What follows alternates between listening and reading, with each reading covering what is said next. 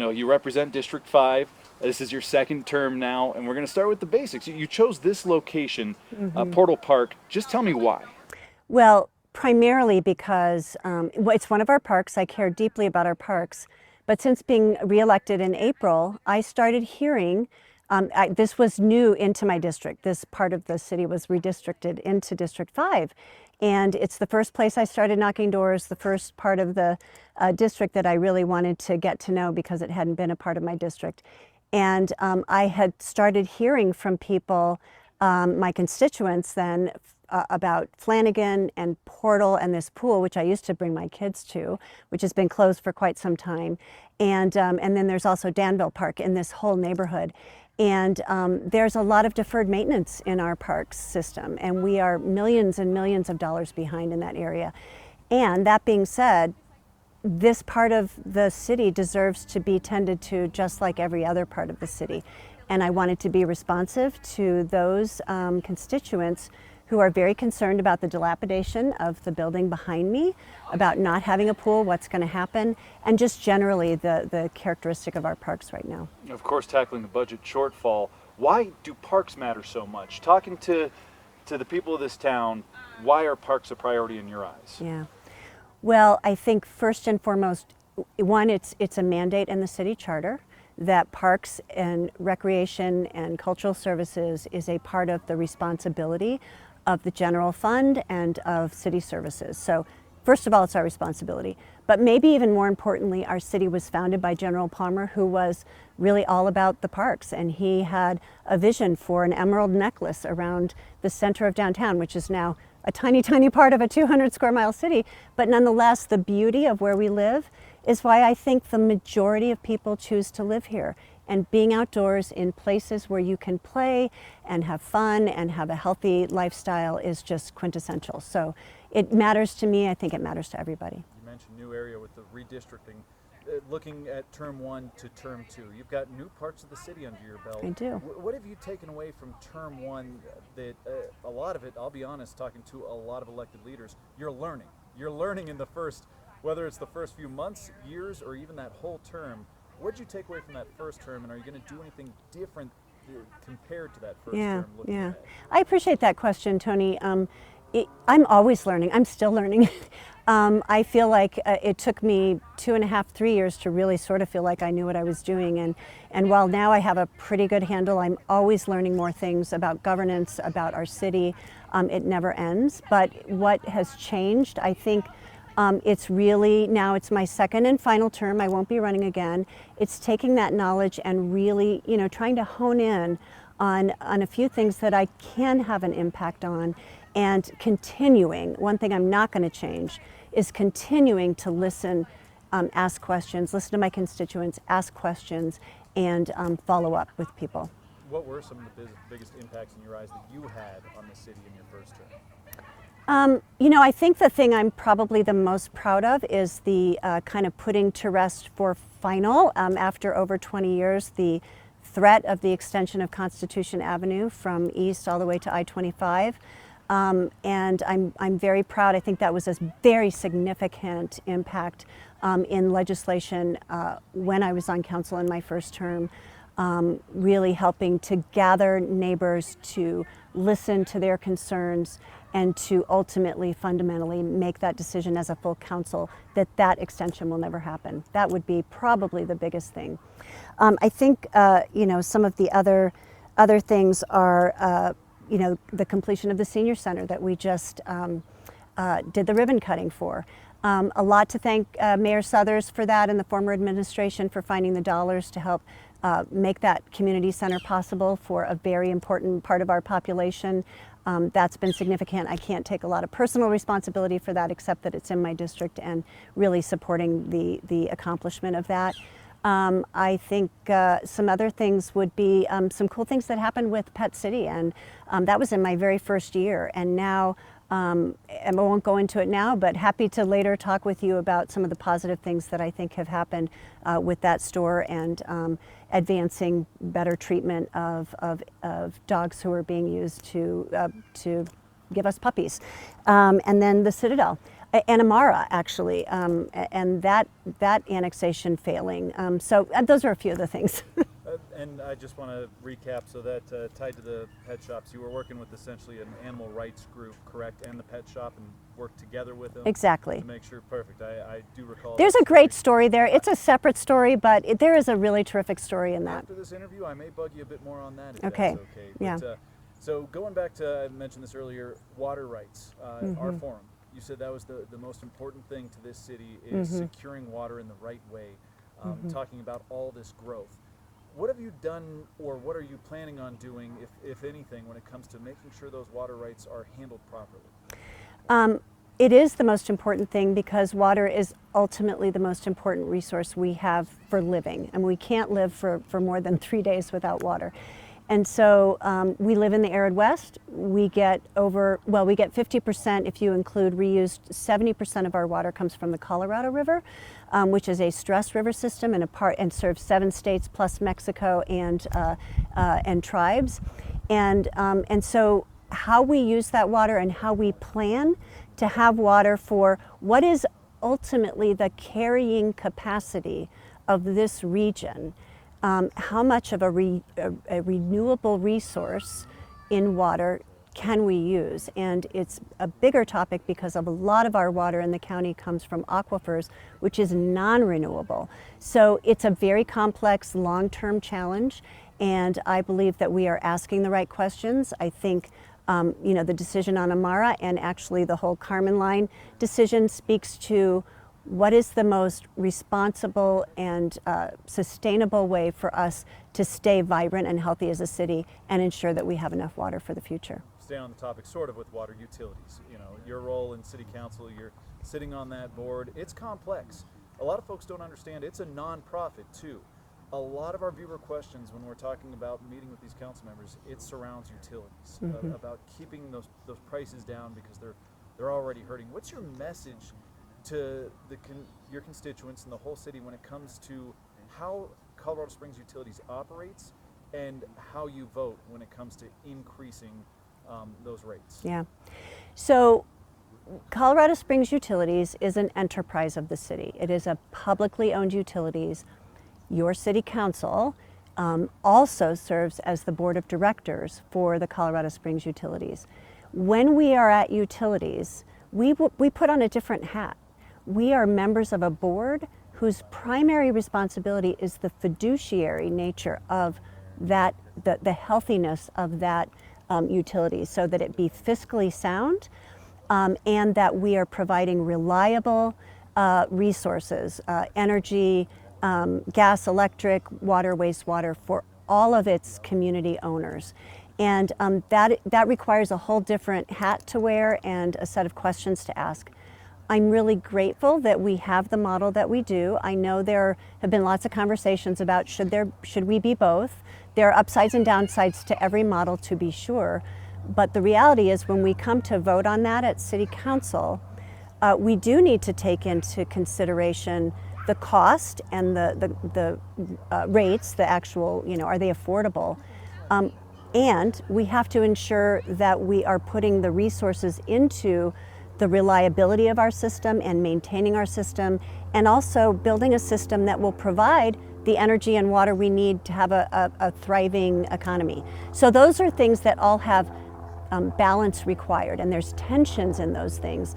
And so people come to us as City Council and ask us to keep the rates low, and I really get that. And we need to, and we do, I believe, keep them as low as we possibly can, while also recognizing that running a utility and taking care of infrastructure and acquiring water rights and all the other things, creating energy, are very, very expensive propositions. You mentioned earlier in this interview that you're constantly learning in this role. Do you feel like you've lived up to your campaign promises? Anything that maybe you said during campaign, this most recent one, that might change? That might change in terms of my promises? Just as far as your viewpoints, maybe. My viewpoints. I think what I promised and what I continue to do is to listen, to use my power with and not power over, to work in collaboration with neighbors and city government to provide the best for our city. I think those were my promises fundamentally. I believe I still do that. What I think changes and what I think needs to change is when there's new information or new circumstances. And as we know, our world is changing so rapidly that we also have to be adaptable. But as long as I'm continuing to listen and continuing to follow those key principles, then being adaptive or being willing to learn and even make mistakes and admit when mistakes happen, that's, I think, the best that you can expect of any leader. I want to take a little break talking about the city. I want to talk about you, your background. You've been in Colorado Springs for decades. Your father, military man, instructor at the Air Force Academy, which I find so interesting, and say thank you to him for his service. What do you have to say about what Colorado Springs means to you and why you decided to take on this role for a second term? I'm so glad you asked this question, because truly my dad, Joe Henjum, who was an instructor at the Air Force Academy right after he came back from Vietnam. We lived on the academy from like 1969 to 72. So I went to school out there. I went to what's now Challenger Middle School, was Air Academy Junior High for 1 year. I have some history here that is separate from my last 35 years here. And his legacy and his care for the community, starting the Homefront Cares, now the Homefront Military Network, the Senior Resource Council, his commitment to service, Rotary, those things had a huge impact on me, and really were fundamentally, I think, what spurred me to run. And so I'm super grateful to have that experience on the academy and that history. And then my parents retired here. My brother and his wife and family, they started a family here.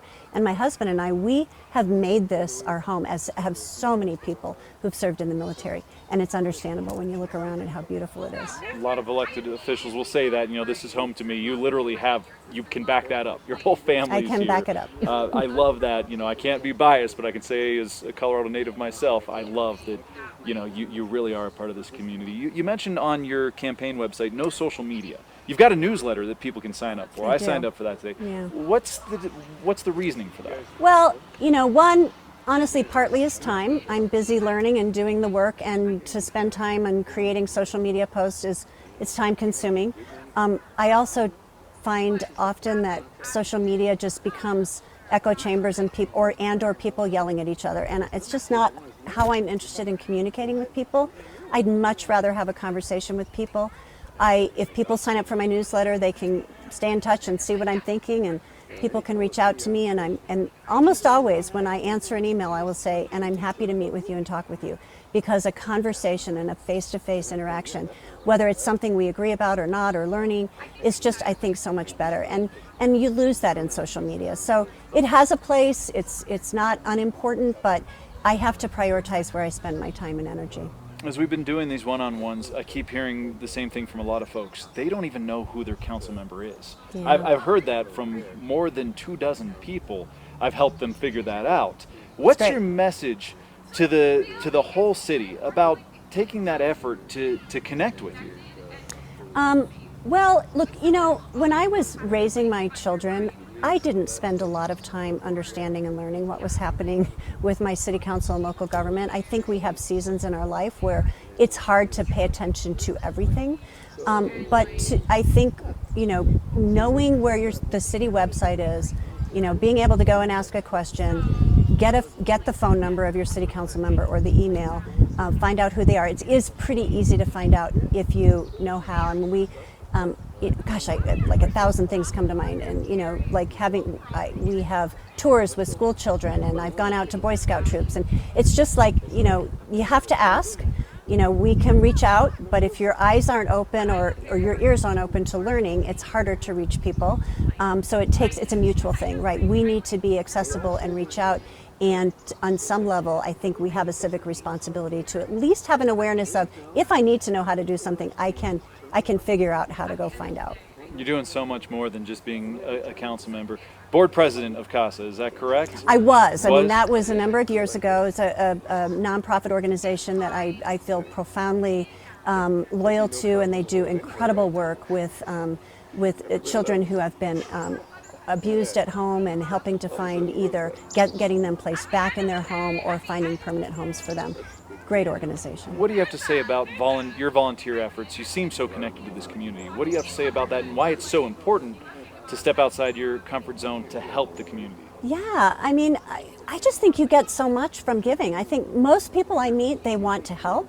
And I think when people are helping others, they feel better about themselves and they can feel more connected to their community.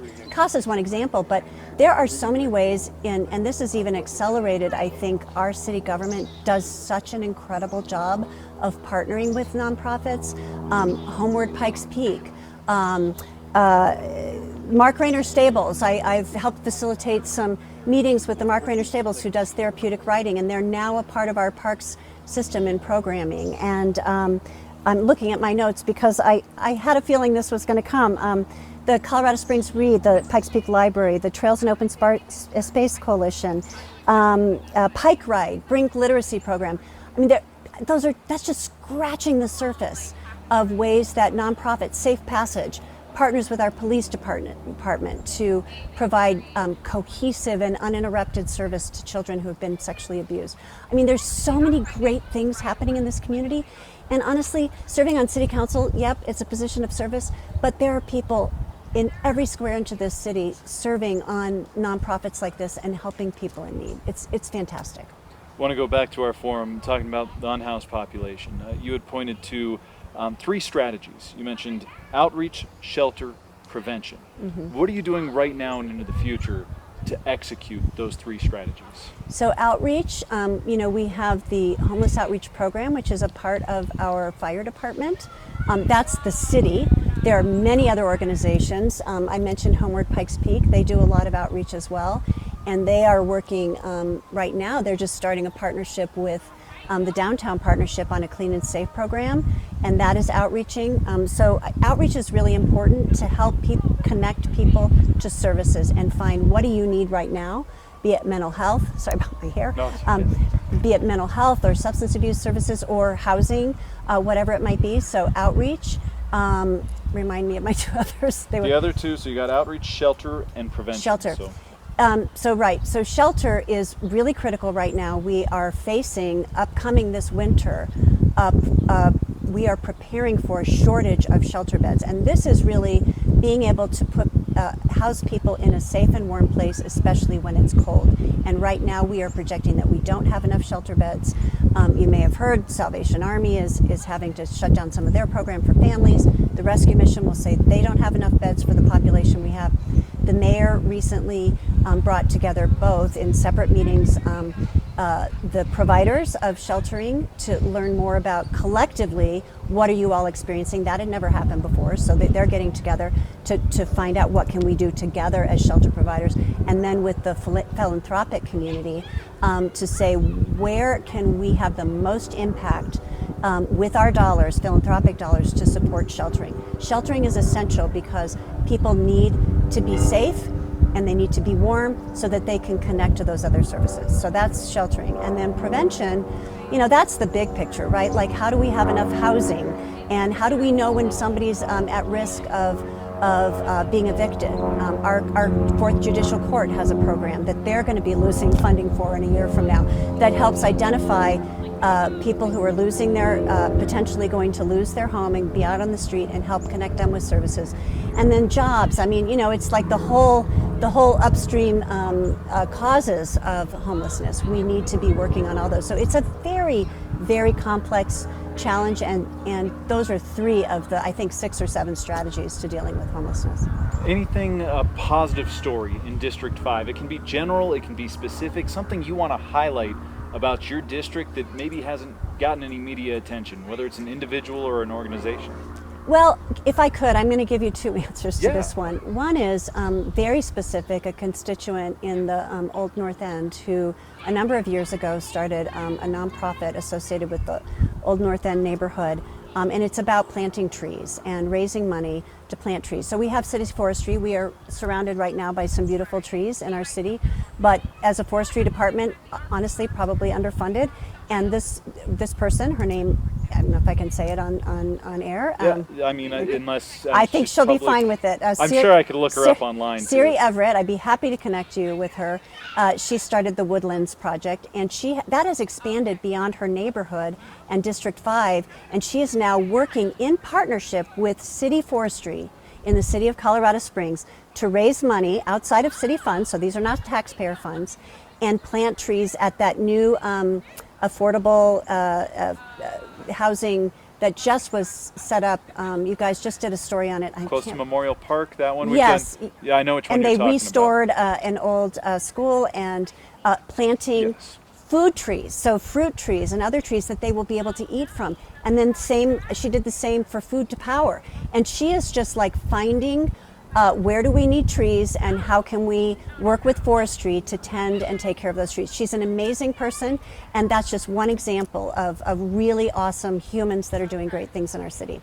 The other thing I would highlight in our district is, and this is also nonprofits who are doing incredible things. The Men of Influence have a space in the Citadel Mall that's gotten a lot of attention. KOAA has done a lot with that, so that's not something people don't necessarily know about. But we have helped to activate that mall more, and working with folks in the economic department, Jesse Kimber, Director of Economic Development, and others, to work with the corporation that owns the Citadel Mall. In fact, they're coming out here next week, and we want to meet with them to continue to figure out how can we partner with the mall to make it as safe and pleasant and the most activated place, that third space that people want to be, whether they're shopping or having experiences there.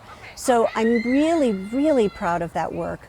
I certainly can't do it alone, but what I can do is help bring people together to support that mall. Perfect. I've got more and more questions, but I'm going to stick with some of the generals to help wrap this up. Anything we didn't touch on that you wanted to share with our viewers, with the city, whether it's tied to your district or the city as a whole? Oh my gosh, I have so many things I would love to talk about. I do want to say I really appreciate this opportunity and you doing this so that people can get to know their city council members. So thank you to KOAA and you, specifically Tony. I really appreciate that. I guess maybe, I don't know if this will be my last thing or not, a thing that I probably won't be able to accomplish as an ordinance, but I hear from people all the time about the number of trash trucks we have in our city, and they would love to have not one or two or three trash trucks coming down their street every single day for noise and for wear and tear on the road and so forth. I would love to see some form of regulation on that. We have zero regulation. We don't license them. We don't actually know where they dump their trash. I have people reach out to me to get that done. I'm not sure that I have the fellow council members who would be willing to pass that ordinance, but I'm going to put it out there because it's something I hear from a lot of people about. Yeah, I guess, and come to the park, come to Edison School on next Wednesday to be a part of helping to maintain and keep the beauty of the parks in the Cragmore and Papetown neighborhood. And I would do this for as many neighborhoods as reach out to me and want to engage with me, because I really believe that our city employees, we just laid off 38 employees on Friday. I didn't even talk about the budget upcoming. And I think it's important to maybe end on this, that our city staff really do work so hard on behalf of the citizens of Colorado Springs. And we have revenue challenges. This is probably one of the most important things I wanted to mention, and I'm just getting into it now, is that we need to find long-term sustainable revenue sources to meet the levels of service that this city needs. Perfect. And let's talk a little bit more about the budget. Furloughs for a lot of those employees, most of them outside, of course, those serving public safety. When it comes down to it, it's a big budget puzzle. Do you feel like so far the mayor's office has handled that puzzle well?